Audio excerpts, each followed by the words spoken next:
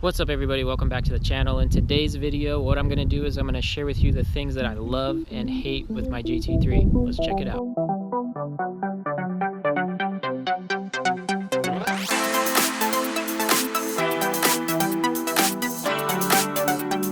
And so obviously this is my car. I am kind of a little biased, right? Because I did pick this over some other models and things like that. But this is my true review of like really honestly what I love and hate about it. And so, you know, I've had it just over 3 months now and I really still love the styling. You know how you get that feeling when you're walking away from your car and then all of a sudden you want to take that look back and check it out. Definitely still get that feeling every time I park it, turn around, check it out. So it's still got that factor about it. And I really just love the overall styling and the way that this car looks. So one of the first things right away about this car that I really like is just the styling of it, the way that the whole front looks and just looks menacing, looks like it's just gonna hug the road and just kind of eat it, basically, as you're cruising down the streets. I also really like the wide angle that you have here from the back fender and then getting into the wing. And so my favorite part about everything about this car is definitely the back end. The rear styling on the back of this car is just amazing, how it has, you know, the logo and everything sitting up right here. You got the wing, which really looks nice, and then my car's option with the clear taillights, I really love that. And then obviously this center exit exhaust. And then I definitely also cannot go without mentioning when you have carbon ceramics, I mean, that's just something to me that is super track focused. Obviously carbon ceramics, that's kind of what they're meant for, to be able to make you stop a lot faster. But I love the center lock style that they have here, and just everything Porsche does is real race inspired. And I just really love how big the brakes are with, you know, these massive carbon ceramic front brakes. It is a $10,000 option on this car. Now if you're a Ferrari or a Lamborghini guy, you know, the styling of the Porsche may not be, or especially McLaren, right? McLarens look really good. This car may not be as aesthetically pleasing as a Ferrari, Lamborghini, or McLaren, but I mean, it is super wide. You have the whole front end just sitting super wide. And you can definitely tell there's something special going on with this car by the rear wing when you take a look at it. And so this car is not going to stand out like a Ferrari or a McLaren or a Lamborghini, to where maybe the average person doesn't really know what this car is. And that's something that I really like about this. It's not too flashy. You know, the white is a little more subtle. I may wrap it at some point and get it a little more flashy, but this car, unless you really know what a GT3 is, a lot of people don't know. They're just like, oh, it's kind of like a Porsche. They don't really know the history behind it and, you know, how great of a track car this is. So it's really more of an auto enthusiast car versus a Ferrari, Lamborghini, McLaren, which is a lot more flashy. And yeah, so I really love that. It's kind of a lot more low-key. It's still in the supercar, exotic car level, but this car is definitely a lot more low-key than some of those other cars, and that's something that I really like about it. Something else that I really love about this car is just the interior design. I went from a GTR before this, and the interior of a GTR was definitely not as nice as this. I mean, granted my car is optioned, so, you know, having the chrono gauge up here, the red gauges there in the center is definitely a nice touch, but all the Alcantara and leather here in the door panels is just very nicely engineered. You can tell that you're in like a luxury vehicle with the nice stitching to match. So it's got guards red stitching all in here. The seat belts are also guards red, and then we have the logo up here on the seat as well. Really just love the overall interior design. So the materials are just really nice. All the buttons are really nice. The infotainment screen is also very nice, and so there's just a lot of really nice materials in here that let you know that, you know, you're in a vehicle of luxury, right? And so I really just enjoy that. Every time I come in, you know, the interior doesn't get dull to me. It's still very, very nice interior. Again, the Alcantara and the suede. You have the steering wheel with the same. I just really appreciate that. Interior wise, you know, I know it's not the nicest, but I definitely love it about this car. This car is very driver focused, which is just absolutely awesome as well. You know, most cars are in, you know, the supercar exotic range, but, you know, I feel like this true driver experience with a car and all that stuff is awesome. Something else I love about this car, and it's probably not going to be a popular opinion, but it's actually the amount of luggage that you can put in this car. And so I want to open up the front so you guys can see how much room there is, but there's also another place that you can put the luggage, and I really appreciate that about this car. So go ahead and hit the button here. I really like these. These are nice buttons. You know, they're hydraulic. You can hear them as they're kind of coming up, so I really appreciate that. Just, again, it's a nice touch with the car. And so let's get in here.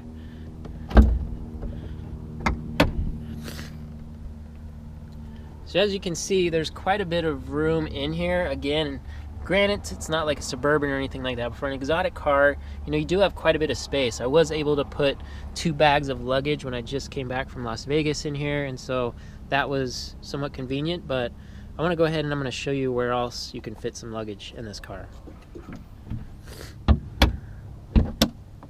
So something great about this car is in the back you have all this room that you can store additional luggage behind the seats. Down here, up there, all across back, you know, so really you could fit just about anything that you really need to in here. You still got that space up there. Obviously be careful things aren't sliding around and all that, but there is truly a lot of space back here.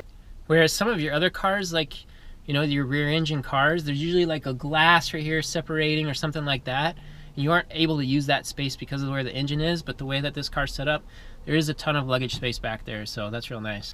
This next feature is kind of like a hit or miss for me. You know, you have these cup holders up here, which I do love that they did think of these cup holders, but they only open up so much, and you know, you can't fit like a massive bottle in here or anything. Can't fit like a regular size cup or a regular size bottle, but it is kind of a little bit flimsy when you go around a corner. It doesn't really lock itself in. If you're aware of how to lock in these cup holders, let me know. I haven't figured it out, but when you go around a turn, they kind of just slide a little bit.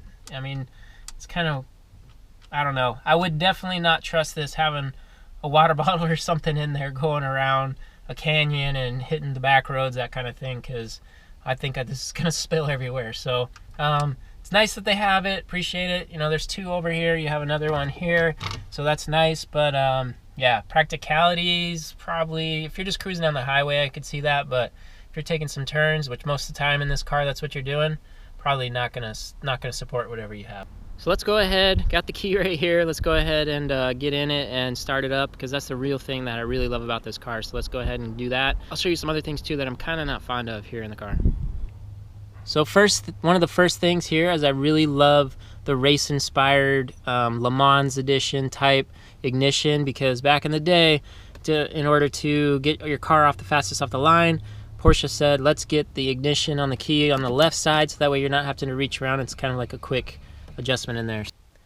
So one thing I really like too is you have the GT3 logo right there on your dash. That's super cool. Just let you know, obviously, that you're not in a regular vehicle. You got the GT3 up there on the dial gauges. You have GT3 right there. So just nice little touches all around on the inside of the interior. And then when you stick the key in, you get a nice GT3 logo right there on the infotainment system. Something that I actually don't like about this car is kind of like the radio setup. So I don't know if it's just my car, but the stations, like I'll set it on a certain station and it'll just blip in and out, and it'll kind of cut out of the station. So I don't know if the reception's not that great. It does have a lot of Bluetooth and things like that, but if you're just listening to the radio, it does have like a cool station list of everything that's within tune, and you can just click on it super fast and figure out where you want to go.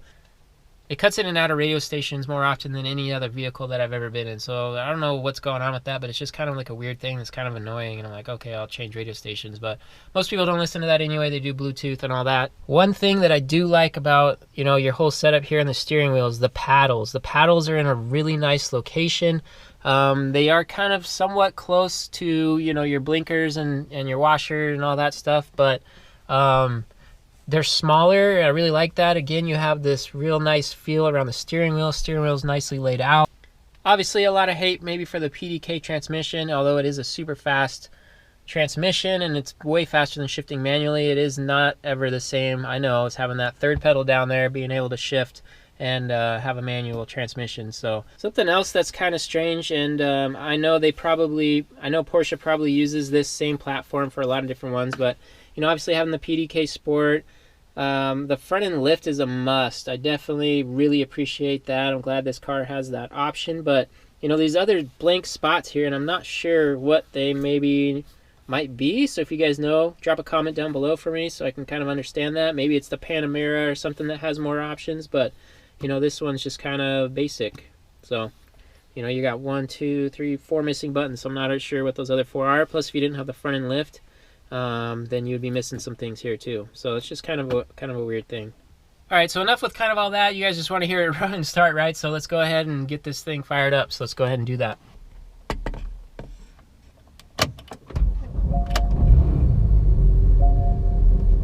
And so this car revs to 9,000. That was honestly one of the biggest selling points for me when I got inside the car, is just an NA car that revs to 9,000 RPM is just absolutely insane. But this exhaust, it doesn't really open up until 4,000 RPM, so you can hear it. You can hear it right now. The car is warmed up, but it's honestly a little too quiet for me. I would want an exhaust for this, and there's definitely going to be an exhaust coming in the future. But at idle and that kind of thing, the exhaust is just kind of a little quiet. So I don't know. There is a lot of restrictions in this exhaust, I know, because if you get like a Dundon exhaust, it almost adds like 50 wheel horsepower, and then it really opens up the car. And so on it, and it sounds like an F1 car. It's definitely got to happen. Definitely make that exhaust happen on this channel. But that's one thing I wish maybe it had a little bit of a little deeper tone. You know, you can open up the valves, so let's go ahead and do that and see the difference between opening it up and then kind of the way it is now. Let's go ahead and open up the valves, get that red. So I don't know if you can tell the difference, but it did make it a little bit of a deeper tone in there. But again, still to me, I still kind of feel like it's a little bit on the soft side. And then again, it really don't hit that note until you're at about 4,000 RPMs or so before this thing starts to make a little bit of noise. So I'm a guy, I like exhaust. So for me, this would be something that I'm kind of not super excited about with the OEM exhaust on the GT3. So one thing I'll do for you real quick, and I don't know how many GT3 owners know this, but if you pull both these paddles back while you're in drive, then you can rev up until 8,000. If you just do it right now, it'll only go to like 4,000. So, you know, you're not even really hitting that exhaust note like I talked about. And so once you pull both paddles, you'll be able to hit that 8,000. So let's go ahead and I'll get you a shot of that real quick.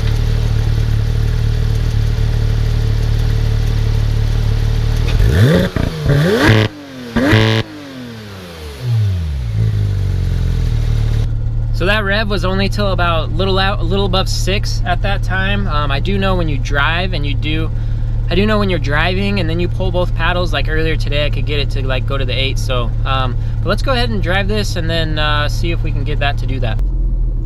Another thing that I really like about this car too is it acts like a manual transmission. So in a normal automatic vehicle, when you start driving it, you let off the brake and it starts going right away. Well, as this, you let off the brake and it's not going anywhere at first. It was kind of throwing me off at first as for an automatic vehicle, but it truly has that like manual feel where you start to hit the gas and you could feel it start to engage in gear and start going. So that's one thing that I also like about this, is kind of get more of that manual transmission feel a little bit with that disengage and engaging, just kind of cruising around. This is the things that I enjoy and really like about the car, and things that I'm not really so fond of, but that's just one thing that I've kind of found to be like, oh yeah, you know what, I kind of like that. It almost gives me that little bit of a manual vibe. And so one thing about this car too, and I may get some hate for this, but that's okay, this is just my honest opinion, that you know, it is close to 500 horsepower. I think it's 475 or something like that, but the car could be a little quicker for me. And I know this is supposed to be, you know, a track inspired car, and I have not had the chance to really take it out on the track yet. And I know it's just going to do nothing but exceed expectations for me when I take it out on the track. But in a straight line speed, I see a lot of vehicles being able to walk this one, and I know that's not their intention, is straight line speed and all that, but it would be nice to maybe make it a little quicker. So I think when I add that exhaust of, you know, that's going to add me 40, 50 wheel horsepower, that's just going to, I think, make the difference for sure and make it feel more straight line speed. Don't get me wrong, car does 200 miles an hour and, you know, 0 to 60 in 3.2 or 3 or 4 or whatever that number is. But just for me, going from a, you know, GTR, which could be considered more of a straight line car, it's also a track car. This, I don't know if it's as fast, but you know, like the Z06 that I drive around, the C7 Z06, that is definitely faster than this for sure. I mean, 650 horsepower. So let's go ahead and put this in manual real quick, and then flip the paddle down, and then kind of give you a little snapshot here of what it's like. That sound right there, that 9,000 RPM sound, that's where it's at. That is just sounds so good. That sound of the NA motor getting to 9,000 RPMs, again, the exhaust note could be a little better, but that is the best thing about this car. That revving that high and that experience of just hearing it, that's what this car is all about. Yeah, just wow. Every time, just wow. Those shifts. Again, super quick shifts. So I'm gonna try to do this here. I'm gonna go ahead and try and pull both paddles while I have you guys here, and let's see what I can get this rev to here. Yeah. So that's where it's at. That's where it's at. That's how I love this car right here. The first time I took it out, if you haven't seen it, I'll go ahead and post the little note up here, the note card on this video, to go check that out when I first drove this car, because that was one of the things that I was like, yes, I made the right choice for sure. Because I was really thinking between this, you know, an F430 is kind of in this price range. A Gallardo Gen 2 is somewhat in this price range, but there might be a little pricier for, you know, used on used market. So this, just super awesome. And one of the best things about this that my pocketbook really loves is the maintenance on this car is extremely minimal. You have spark plugs every 12,000 miles and fluids. You have your normal wear and tear with tires and brake pads, and that is it. There's no clutch replacement. There's no transmission fluid replacement until you get 200,000 miles, which hardly any of them are going to get there. Yes, you want to have those precautionary things, but there's seriously like no maintenance. You look at a Ferrari or a Lamborghini, and that's really what turned me off. I was just like, man, I don't want to have to get $10,000 out every time that I drive the car 10,000 miles with a new clutch or anything like that. And so that was one of the biggest selling points. That was one of the biggest selling points for me on this car, is just reliability. These cars are so reliable.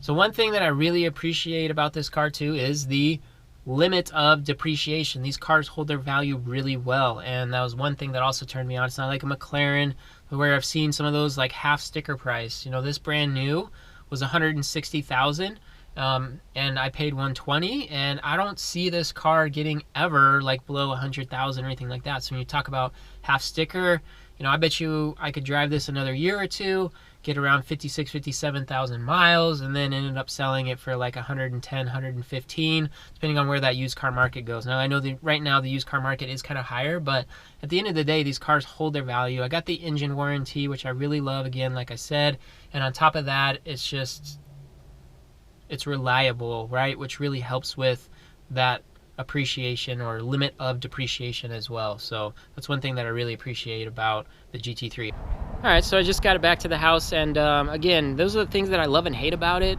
Again, there's not much to hate about this car. Again, I mentioned the radio, kind of like the exhaust note.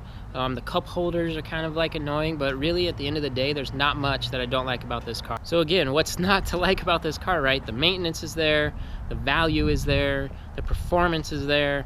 You know, it's just the little things here and there that you're gonna have with every single car. So that's gonna do it for today's video. I really hope that you enjoyed it. Please give it a thumbs up if you did. Even if you didn't, please give it a thumbs up. Go ahead and make sure that you like, comment, share, subscribe.